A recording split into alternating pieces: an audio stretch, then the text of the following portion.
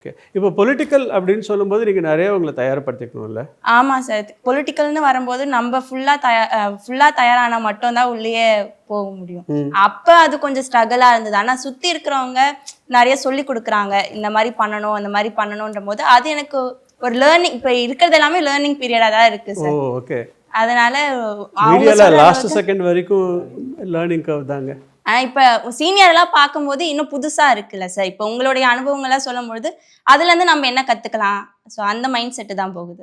இப்போ அரசியல் பேசினா அடிக்க ஆரம்பிச்சிடுறாங்க, கமெண்ட்ல இருக்கிறதா இருக்கட்டும், ட்ரோல் இந்த மாதிரிலாம் ஆரம்பிச்சிடுறாங்க. அப்போ அரசியல் பேசினப்போ அது எப்படின்னு இருந்துச்சு? இல்லை, திரு ரவி பர்னாட் இருந்தார், நேருக்கு நேர்னு ஒரு ஷோ, அது பெரிய ஹிட்டு.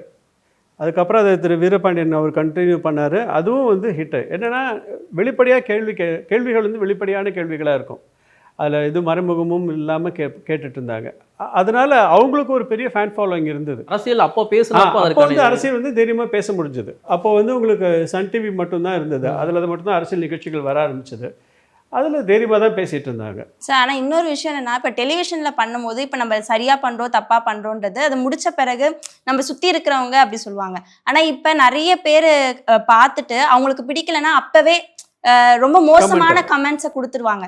ஸோ அதெல்லாமே பார்த்து ஃபஸ்ட் டைம் பார்க்கும்போது ரொம்பவே கஷ்டமாக இருக்கும். என்னடா இவ்வளோ நம்ம ப்ரிப்பேர் பண்ணிட்டு போய் எடுக்கிறோம், ஆனால் டக்குன்னு ஒரு வார்த்தையில் முடிச்சிடுறாங்க. அந்த மாதிரி நீங்கள் ஏதாவது ஃபேஸ் பண்ணியிருக்கீங்களா? ஆனால் இப்போ வந்து அது அதிகமாக இருக்குது. நான் ஒரு தடவை ஒரே ஒரு விஷயத்துக்கு பயங்கரமாக என்னை கிரிட்டிசைஸ் பண்ணாங்க. அப்படின்னா மிஸ்டர் அஜித்தோட இன்டர்வியூ போகும்போது நானும் கால் மேலே கால் போட்டு உட்காந்தேன். அதை பற்றி நானே கேட்கணும்னு நினச்சேன். அது ஒரு மாதிரி கரெக்டாக ஒரே டைமில் வந்து ஸ்வாகா 2 பேரும் கால் மேலே கால் எடுத்து போட்டிருப்பீங்க. அதுக்கப்புறம் அது ஏதாச்சும் பிரச்சனை ஆச்சா? அது இல்லை, அந்த நேரத்தில் கமெண்ட்ஸ் வந்தது, நீடா கால் மேலே கால் போட்டிருக்க அப்படிலாம் பண்ணாங்க. அது கீழே கமெண்ட்ஸ் நிறைய வந்தது. அதெல்லாம் இல்லைன்னுலாம் சொல்ல முடியாது.